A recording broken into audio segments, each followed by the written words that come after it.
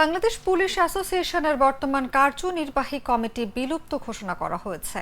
আজ বুধবার নতুন কমিটি ঘোষণা করবে Bangladesh police association.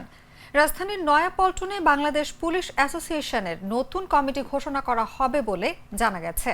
Bangladesh police association জানায়, নিরীহ নিগৃহীত সাধারণ পুলিশ সদস্যদের জীবন আজ বিপন্ন।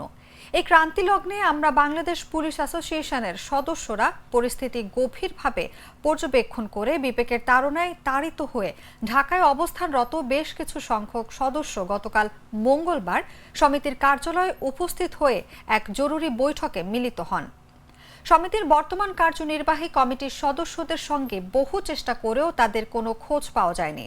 এমনকি মোবাইলে যোগাযোগের চেষ্টা করেও তাদের পাওয়া যায়নি। স্বৈরাচারের দোসর হিসেবে জনরোষ এড়াতে তারা আত্মগোপন করেছে।